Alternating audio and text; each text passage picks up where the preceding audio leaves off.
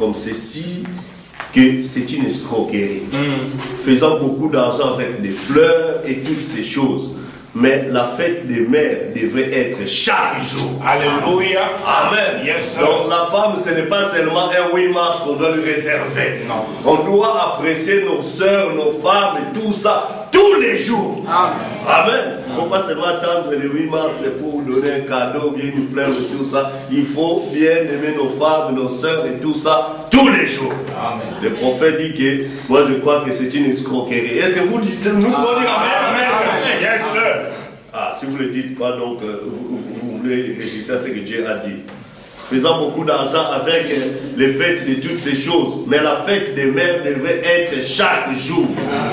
Ce n'est pas de lui envoyer un bouquet de fleurs à la fête des mères, mais de l'aimer et d'avoir soin d'elle 365 jours et nuits et jours par année.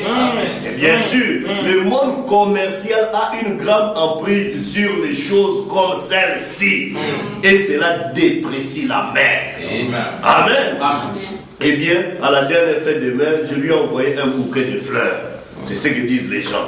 Dans le message, Invention des États-Unis au paragraphe 9, Frère Branham dit, et maintenant ce matin étant la fête des mères, beaucoup de gens, vous entendrez partout des sermons sur la fête des mères et ils parlent de la mère, ce qui est merveilleux je pense. Abandonnons cela pour les restes du service.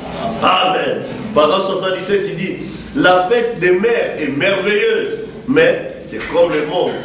Ils ont commercialisé la chose tout simplement pour vendre des fleurs et ces choses semblables. Oh, c'est un discrédit pour la maman. Amen. Oh, ma maman et ma mère tous les jours de l'année. C'est clair. Oui, monsieur. Pas pour un jour. Non.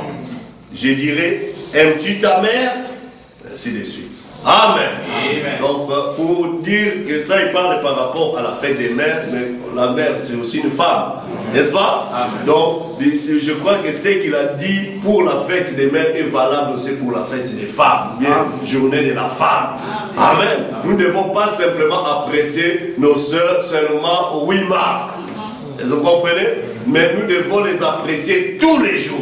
Nous devons les soutenir, faire tout ce que nous pouvons faire en tant que chrétiens tous les jours. Il ne faut pas dire, mais comment aujourd'hui c'est la journée de la femme, on n'a pas offert même pas une fleur.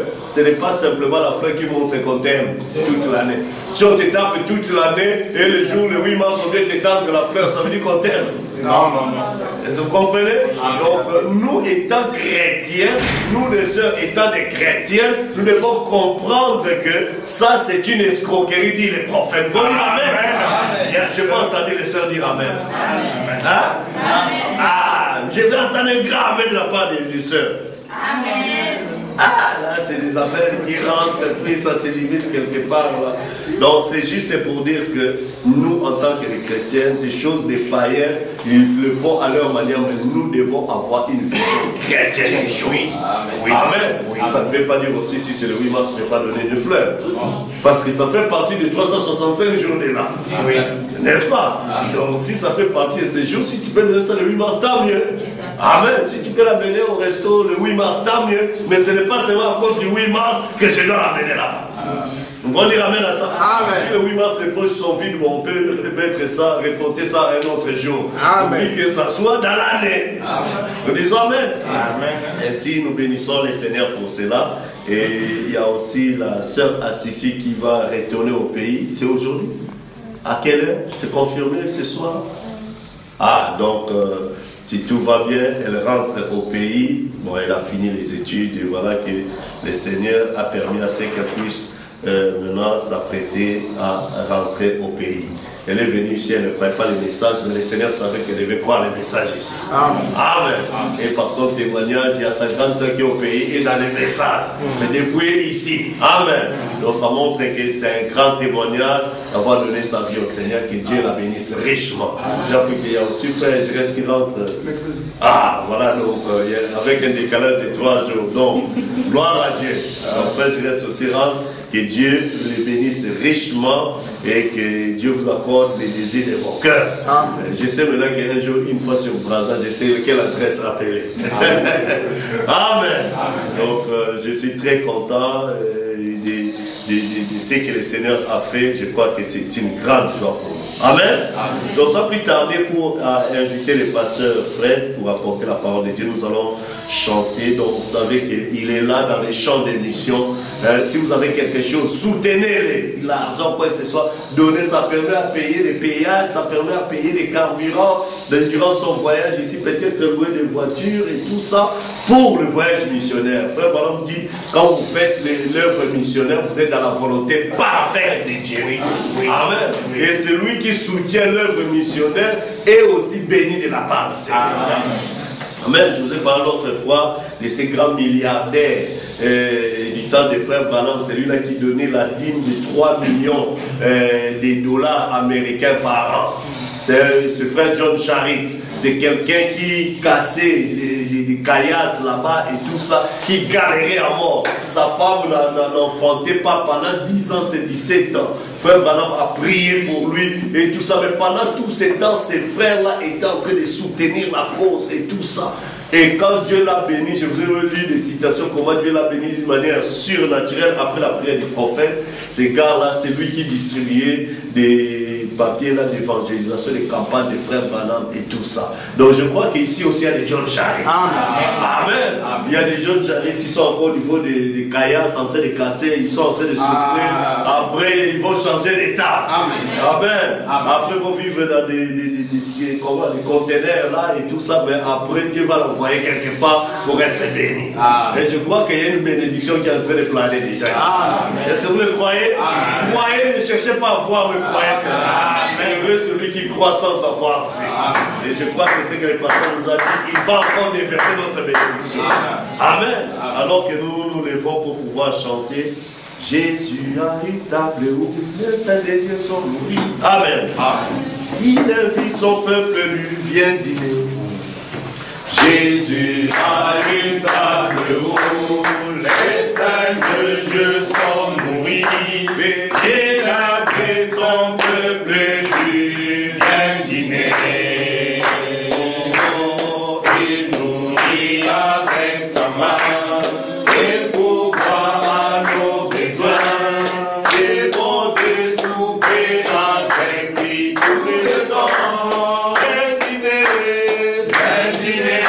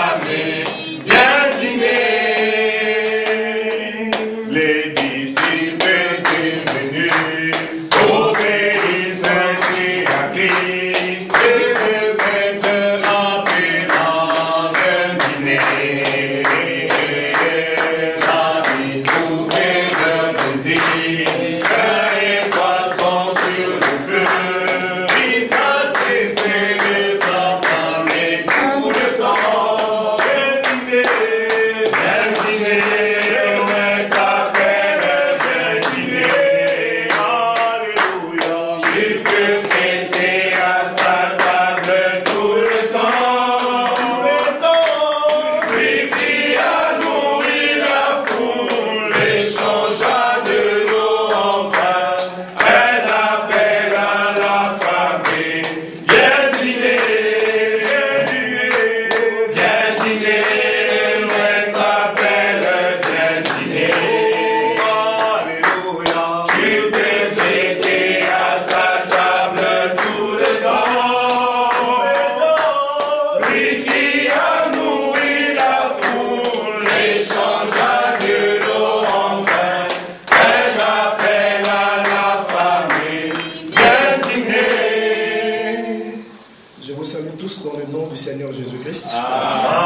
nous a accordé la grâce d'être dans sa maison ce matin. Amen. En disant grand merci. Amen.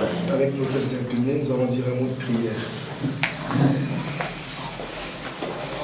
Seigneur Dieu Tout-Puissant, Créateur des cieux et de la terre, donateur de tous les dons parfaits et excellents, Saint-Esprit de Dieu, nous glorifions et bénissons ton Saint-Nom en ce matin, parce que tu nous as accordé encore un nouveau jour. Dieu Tout-Puissant, quand nous pensons à ce jour, dimanche matin, où tu étais sorti de la tombe puissant vainqueur, ça nous dit beaucoup de choses, Seigneur. Amen. En ce matin encore de dimanche, nous croyons que tu es encore sorti de la tombe. Tous les jours de notre vie, tu ne fais que sortir de la tombe. Et ressuscite en nous en ce matin, Seigneur, afin que le monde puisse voir Jésus-Christ manifesté dans nos vies. Seigneur Dieu, nous sommes venus dans ta maison pour écouter ta parole. Laisse que l'onction prophétique de Malachie 4 puisse descendre ici en ce matin, afin de nous joindre, Seigneur, et que cette onction, oh Dieu, puisse aller d'aigle en aigle, afin de produire la vie. Mon Dieu, mon roi, tes enfants se sont déplacés, non pas pour voir un homme, ni pour voir la beauté de ce lieu, mais ils sont venus pour t'écouter, Seigneur. Ils ont fait ce sacrifice, ô Dieu, abandonnant, ô Dieu Tout-Puissant, tout ce qu'ils pouvaient faire dans leur maison. Seigneur Dieu Tout-Puissant, je t'en supplie, parle en ce matin, car tu as dit dans ta parole, là où deux ou trois sont assemblés en ton nom, toi tu es au milieu d'eux. Et tu as dit encore, Seigneur, là où sera le corps, là s'assembleront les aigles. Et je crois que le corps du Fils de l'homme est ici en ce matin. Voilà pourquoi les aigles se sont rassemblés pour manger la viande fraîche, le corps du Fils de l'homme, le corps qui saigne, la nourriture des aigles. Donne-nous cela, Seigneur, afin que nos cœurs, ô Dieu Tout-Puissant, soient satisfaits en ce matin. Nous croyons, Seigneur Dieu Tout-Puissant, que tu vas nous charger, car nous sommes venus fatigués, nous sommes venus, Seigneur de Tout-Puissant, on a perdu toute la force qu'on avait. Laisse que la parole puisse renouveler nos forces en ce matin. Laisse que la parole, oh Dieu, puisse nous donner tout ce qui est nécessaire pour la marche. Béni sois-tu à jamais. Bénis la lecture de ta parole, Seigneur, Dieu Tout-Puissant. Nous allons lire ta parole, mais tout homme qui est à l'école peut lire, Seigneur. Quant à l'interprétation, le Saint-Esprit l'a donné au prophète. Et nous croyons, Seigneur, si nous pouvons répéter le prophète en ce matin, chacun de nous, ô Dieu, recevra la vie éternelle. La vie éternelle, c'est recevoir celui que tu as envoyé. Et nous voulons recevoir en ce matin celui que tu as envoyé. Bénis-nous, Seigneur. Dieu Tout-Puissant, tu connais, oh Dieu, c'est que chacun de nous traverse dans sa vie. Dieu bien-aimé, descends en ce matin. Donne la réponse à toute question, Seigneur. Guéris toute maladie en ce matin. Fortifie-nous en toutes choses. Nous nous recommandons à toi et nous croyons que tu béniras Israël, ton peuple. Tu béniras la progéniture du prophète. Sois loué à jamais dans le nom de celui qui vit à jamais au siècle des siècles. Le nom de celui qui est Dieu, Seigneur et Sauveur, Jésus-Christ. J'ai ainsi prié. Amen. Amen.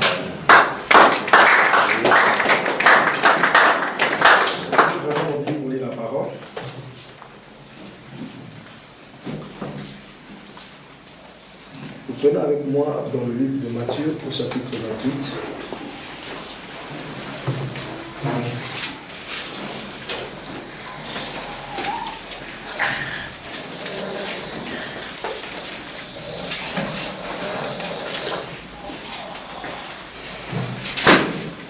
Donc, Matthieu 27, pardon. Matthieu 27, nous commençons à lire à partir du premier verset. Dès que le matin fut venu, tous les principaux sacrificateurs et les anciens du peuple tinrent conseil contre Jésus pour le faire mourir. Après l'avoir lié, ils l'emmenèrent et le livrèrent à Ponce Pilate, le gouverneur. Alors Judas, qui l'avait livré, voyant qu'il était condamné, se repentit et rapporta les 30 pièces d'argent aux principaux sacrificateurs et aux anciens, en disant « J'ai péché en livrant le sang innocent. » Ils répondirent « Que nous importe, cela te regarde. » Nous prenons le chapitre 28, Matthieu 28. Après le sabbat, à l'aube du premier jour de la semaine, Marie de Magdala et l'autre Marie allèrent voir le sépulcre. Et voici, il y eut un grand tremblement de terre, car un ange du Seigneur descendu du ciel vint rouler la pierre et s'assit dessus. Son aspect était comme l'éclair et son vêtement blanc comme la neige. Les gardes tremblèrent de peur et devinrent comme morts. Mais l'ange prit la parole et dit aux femmes, pour vous, ne craignez pas, car je sais que vous cherchez Jésus qui a été crucifié. Il n'est point ici, il est ressuscité, comme il l'avait dit. Venez, voyez le lieu où il était couché.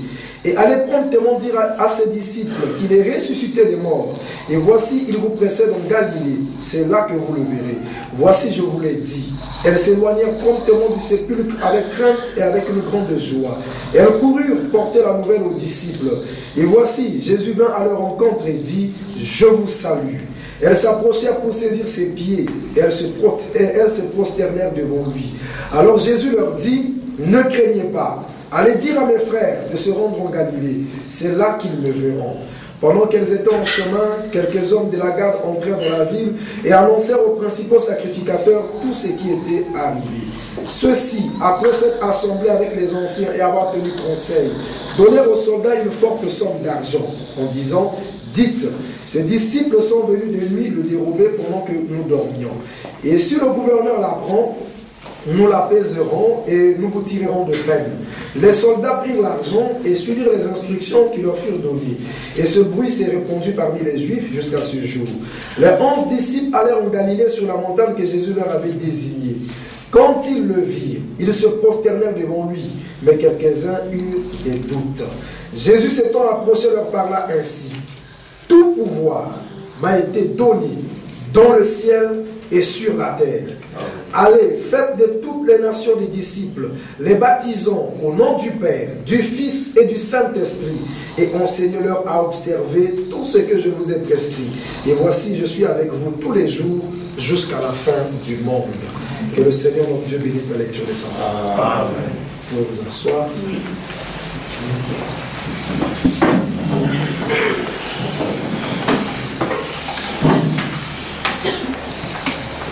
Une fois de plus, je vous dis shalom. Amen. Que le Seigneur vous bénisse. Amen. Que Dieu vous comble. Amen. Qu'il vous remplisse en ce matin. Amen. Et qu'il accorde à chacun de vous selon le désir de son cœur. Amen. Dis shalom à ton frère et à ta soeur qui est à côté de toi. Amen. Tu dis que le Seigneur te bénisse richement. Shalom.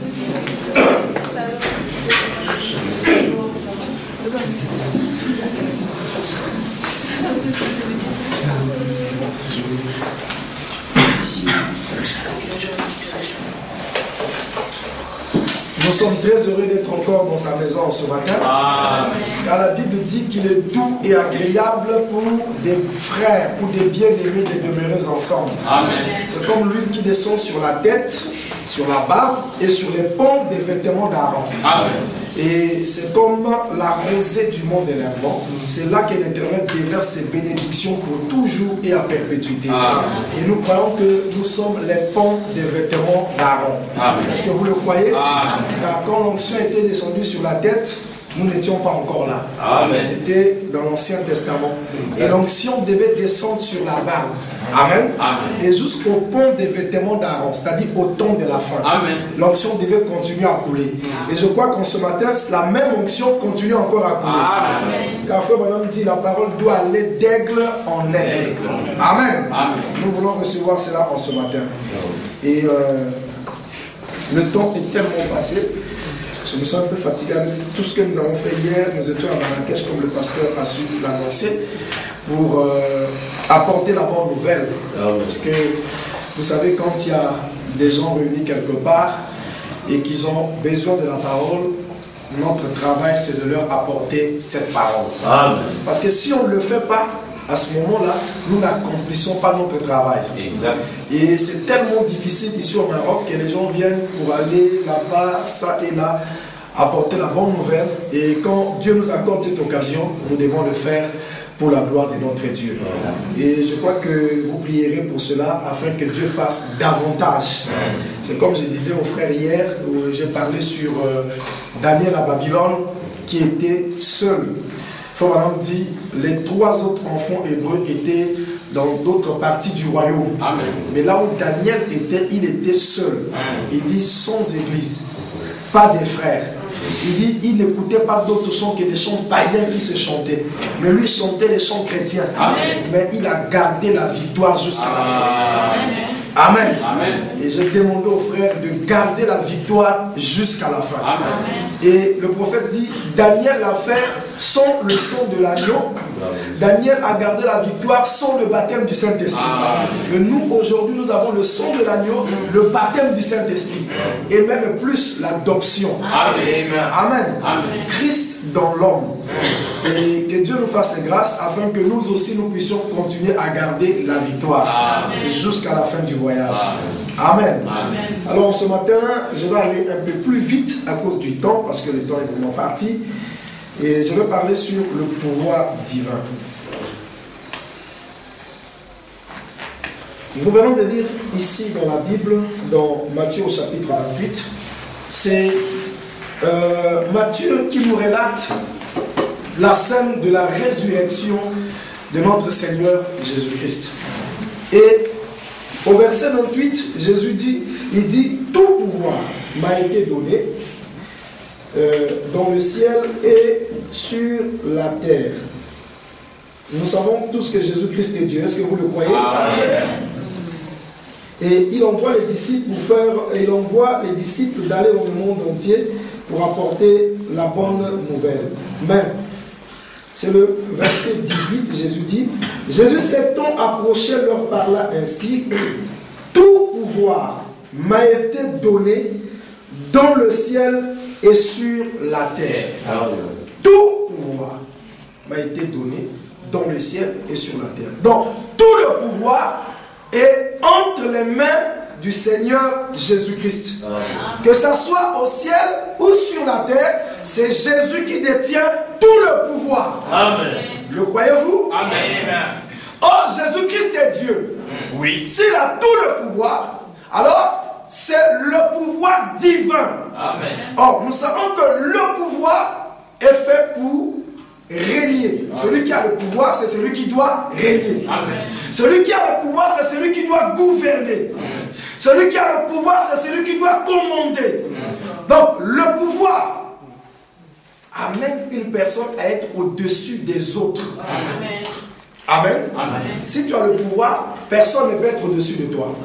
Et ici, il s'agit du pouvoir divin, donc du pouvoir de Dieu lui-même. Amen. Et Dieu est jaloux de son pouvoir. Frère Manan me dit, il y a une autre chose que Dieu ne peut pas céder à un homme, c'est l'adoration. Voilà. Il aime être adoré.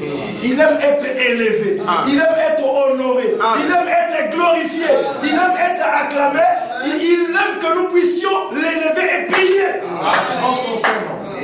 Est-ce que vous le croyez? Donc, Dieu ne peut pas partager cette adoration avec un homme.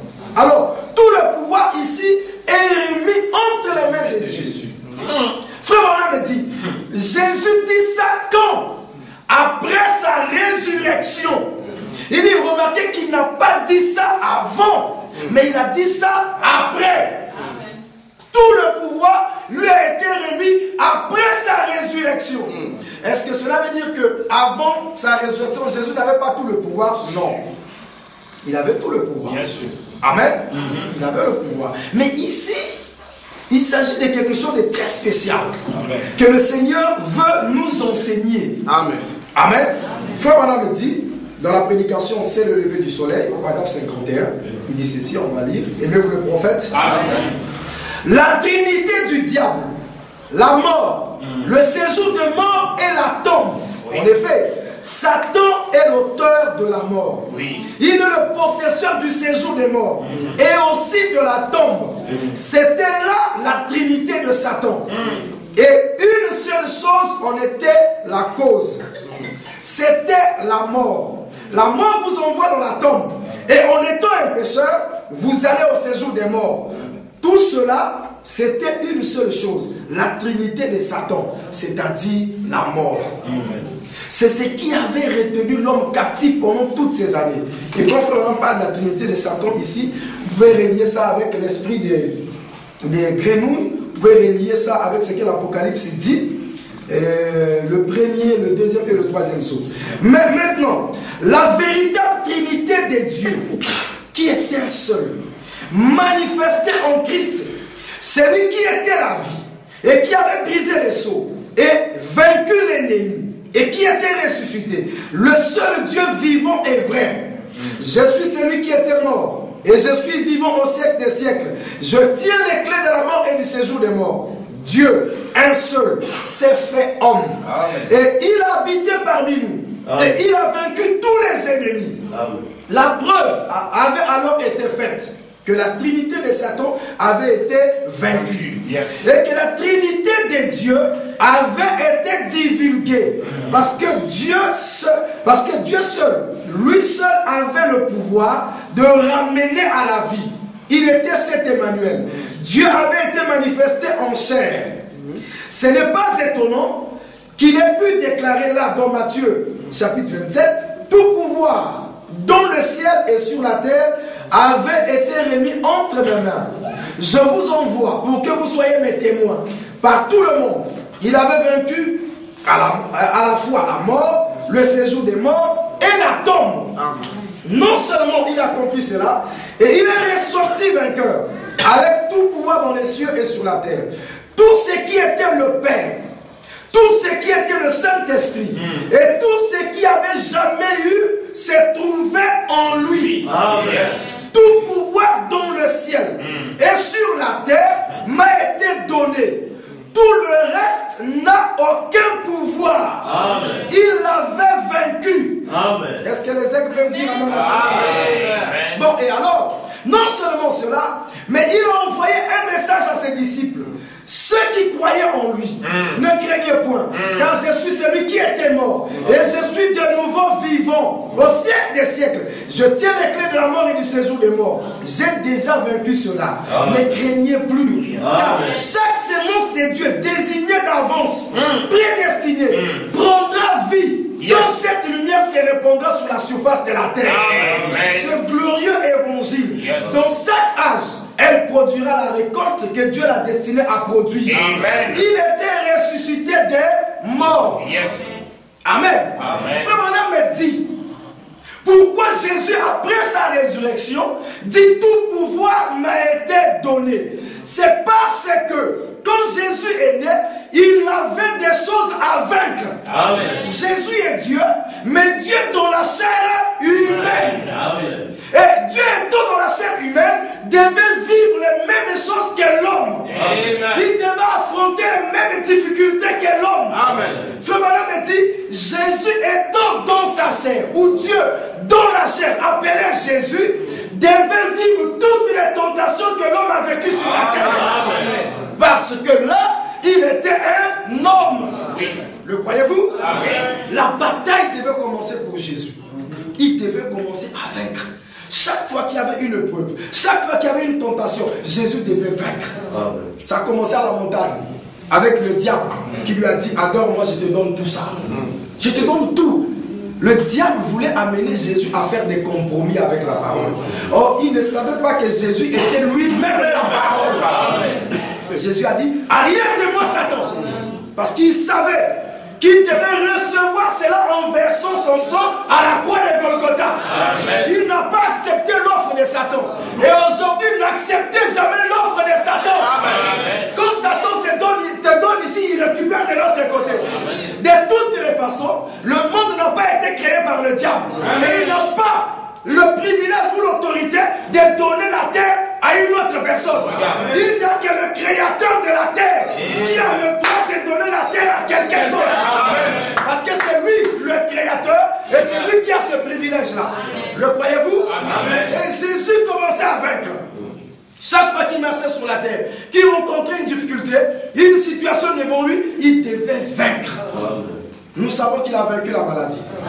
Aucun démon de maladie n'a résisté devant Jésus. Le croyez-vous? On va peut-être dire, mais il y a des malades qui n'ont pas guéri. Il faut madame me dit, ça c'était la volonté de Dieu. Parce qu'avant que Jésus ne fasse quelque chose, il devait d'abord avoir une vision. Voilà pourquoi quand